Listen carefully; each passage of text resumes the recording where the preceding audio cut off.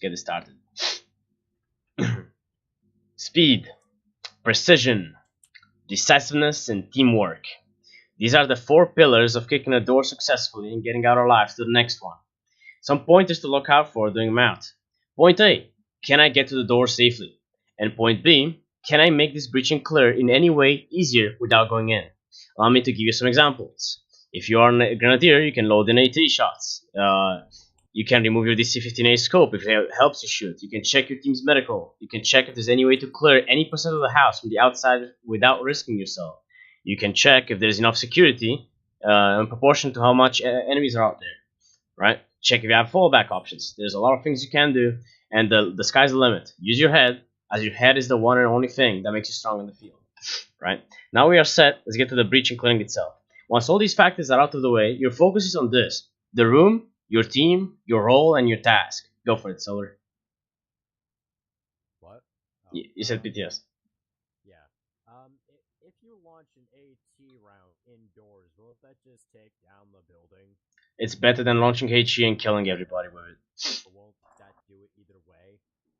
HE will bring down the building. AT will just penetrate right through the building. Kudu? The AT will only destroy the building if you reduce the building's HP to 0. Otherwise, it will be. Grenadier discussions can be held later. I have a schedule. Yeah? I was gonna say, can you slow down a little bit with your. Roger, will do. Now, I will be linking you guys a document if you haven't been linked already, specifically on the breaching and clearing. It is up to you to read these on your own time. Allow me to find it real quick. And right now I'll be just going over the pointers, main mistakes that people make, etc. during breaching and clearing. So this would be the breaching and clearing document. It includes both orbiting breach and fireteam standard. Under section 3, you have choosing a breaching method. That's a hyperlink. You can click either one of those to check what I'm talking about. We're gonna start with a quick fireteam standard, so go ahead and boot up the fireteam standard link provided in TFAR. So the fireteam standard, you can follow the GIF if you want. We're going to be going very quickly over exactly what happens in the fireteam standard, extremely fast, right? And how we will be using it. So the fireteam standard is extremely simple and should only be used when taking down B2s in heavily fortified rooms, and only with a stun grenade being thrown in first. That is because you're dispensing a lot of firepower down a very small area, right? And the stun helps, one, stun the enemies, of course, so you can actually dispense it and not get shot down. And two, it's not extremely advantageous in the terms of time. It takes a lot of time to get set up for a standard fireteam breach and clear a building like that, especially with the risks involved of, if the point man goes down, odds are everybody else behind them will go down as well. Now, next up, the orbit breach. You can find that in the breaching and clearing. I won't link that specifically. Will be our focus. So, on the side of the second man's common struggles and challenges during an orbit breach. Number 1, you need to know your role. This cannot be stressed enough. During an orbit breach, the point man does all the killing inside the house until he goes down. Once the point man is down, the second man takes his place and moves on with the mission. Preferably call for backup or let it be known that point man is down for the rest of the fire team. Number 2, know your spacing. A very common mistake second men do is follow the point man in his breach and block him while orbiting. This is wrong. Never block the point man or be in a position which would potentially block his movement. Stay at the edge of dragging range at all times unless clearing the corners of the room, at which point pushing into the room and executing a T-corridor clear is done in extreme proximity to the point man. What is a T-corridor clear or a corner clear? We will go over this very soon. Number 3, know when to drag. 90% of situations, drag the point man if he's down. If you are new to breaching and clearing, do it all the time. Do it as fast as possible. See if stabilizing the down point man is needed. There are other factors, but this should suffice for now. Don't forget to use common sense. Now, on the side of the point man challenges. Number 1, knowing how to orbit. First, let's fully understand exactly what is an orbit. It is a pieing maneuver that is applied to the insides of a room within a house. It enables the point man to single out targets within the room and engage them on a one-on-one basis, only exposing himself to one target at a time until a sizable portion of the room is clear, exempt from the corners, which always need to be cleared in a T-corridor clear maneuver or a corner clear. Extremely common mistakes during orbiting: overextending, overexposing, and overstaying on one target. Overextending is moving too far into the orbit and exposing yourself to more than one target and defeating the purpose of orbiting altogether. Overexposing is a common mistake, referred to moving, yet again, too far and showing too much body to any one target. Not as bad as overextending, but still extremely bad for one's health. Overstaying on one target is failing to neutralize the target in less than 0.5 seconds and maintaining exposure in an attempt to take down the target. Never do this. If you miss your initial burst, abort immediately, side strafe into the cover, and peek again. Also, you may think I was joking when I said 0.5 seconds. I was not. Your immediate reaction to contact within orbit is very simple. You shoot while strafing back in cover. I'm going to demonstrate quickly, if I may, with this little wall here. So I'm going to pretend like I have this contact. You can follow me if you want to see better, right? So I'm gonna be slowly moving, right, through here, doing a small little bit of an orbit, right? I'll be only clearing the right side of this T corridor, right, in an orbit maneuver. I am on yelling, my man. Make sure you come here. All right. You can spread across. The walls are see-through. All right. So the orbit. You can see I have two targets in front of me. Eli, get out of the way, please. I may still hit you. All right. So I'm going to be first engaging this one, getting back in cover as soon as I see him. Right. I'm gonna be clearing. I see him. I go back in cover and I'm shooting at the same time. Right. So like this. It's not exactly a perfect wall for this, but I'm essentially buying it, seeing contact, going back in cover. Even if I hit or not, I'm going back in cover. If I miss, right, I'm still going back in cover. If I hit, still going back in cover, and then moving on and clearing the rest of the room. You may find this during the orbiting breach. There are some GIFs which showcase how this looks like. I'm essentially clearing this room, singling out targets. When I'm engaging from here, the other guy in the corner has no way of seeing me. Now you may notice the fact that if I'm moving to clear this guy, I have my back open. This is why you do a T corridor clear, and we're going to do that very soon with you. Now to continue on, knowing some effective peeking methods is very important to being able to peekaboo successfully. You already learned this during some of your fighting trainings, during the peekaboo training. A successful peek is one that is fast and to the point. Don't lean, don't stay crouched, don't walk, don't stop. Never stop. Stopping is a death sentence, and I fully recommend scholars to knock out any trooper that stops during an orbit breach or anything at all. It is very simple. You're either pushing or side strafing in and out of cover. There's no in between. Once you get good at it, you can use some cool techniques like leaning to jump your aim faster or retreating. If you want these specifically, like making, let me show you a quick little lean pick, right? Something like this or like that. Something like that, you get with me. Don't try to do this on your own, or try talking to anybody else that is very well trained in math.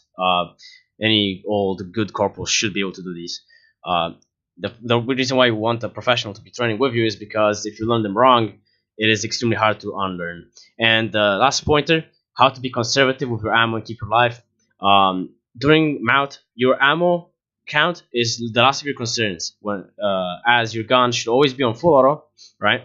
So you can dispense a lot of firepower really quick whenever needed, even if all the other times you're feathering the trigger.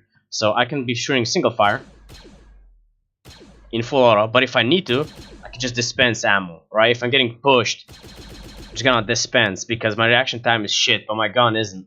So I'm gonna use that to my advantage, right? When you're breaching, always, as I said, unload into the targets. If you're extremely good, you can go down to like 2 shots a target, 3, right? If you're new to breaching and clearing, you should not be afraid to shoot 5 or 6 times spraying to compensate for your potentially lackluster marksmanship skills. There's nothing to be ashamed about if you need to do this. Eventually, you will get accurate and fast enough, not need to, shoot a lot, and then you can be extremely accurate. So that is essentially what happens. Now I'm going to demonstrate a T corridor clear. Who wants to volunteer? Eli, why not? Eli already came here. Alright, so T corridor clear is pretty simple. You have a point man or a second man. Usually you select the dangerous corner for the point man, so you can clear that fast, and then the second man clears the less dangerous corner. In our example, the right side we can see is the more dangerous, so I'm gonna be here, right? Eli, get behind me, right? Try not to get stuck on the walls. I'm sorry, they're a bit shit. Alright, so we're gonna get set to the point where the contacts to the left can't see me, right? I'm gonna be ready. This is like a standard fighting breach, but we're assuming we already clear most of the room in an orbit breach. You can see these in the T corridor clear and on the document, well documented. Alright, so one set, Yeah. 3, 2, 1, breach. Alright, like that.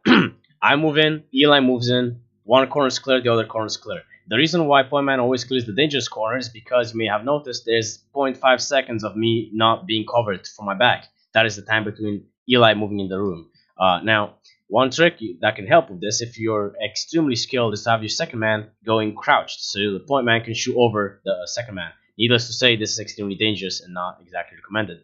Now, another thing you may be doing during math is a corner clear. Essentially, a T corridor clear, but with a corner. So if you were to follow me here.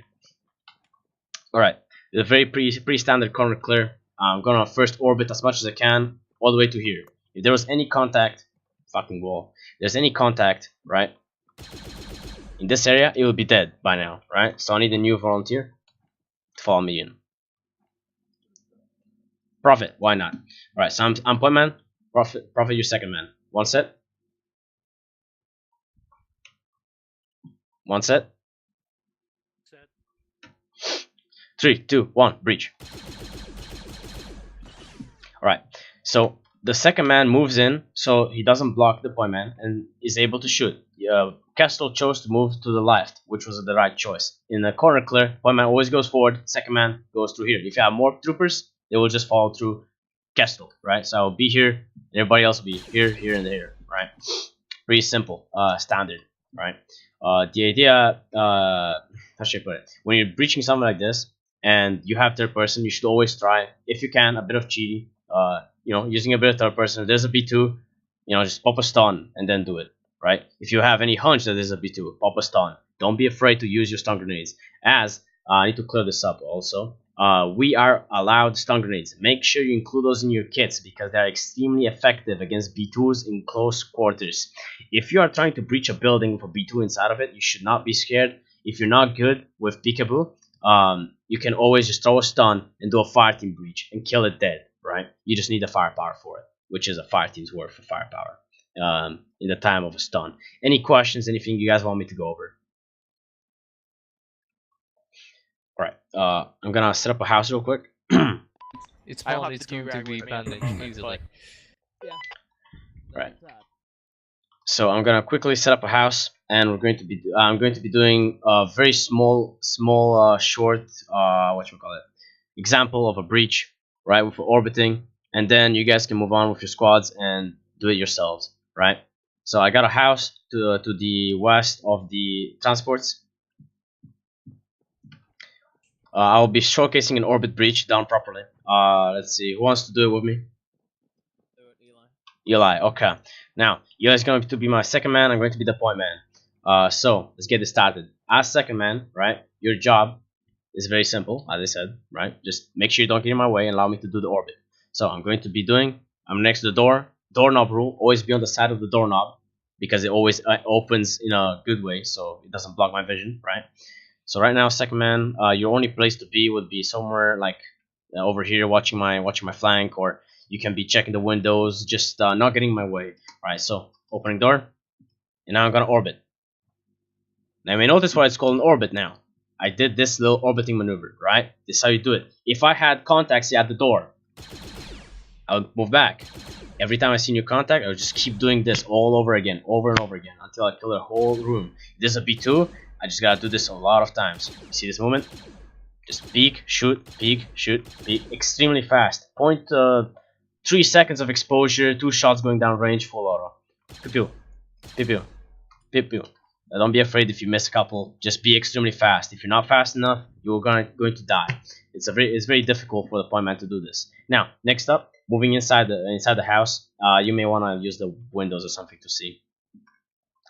I'm also gonna set up some contact inside, so stay away from those windows specifically. He's also Oh, got well, an you got one avulsion, more so weekend. elastic.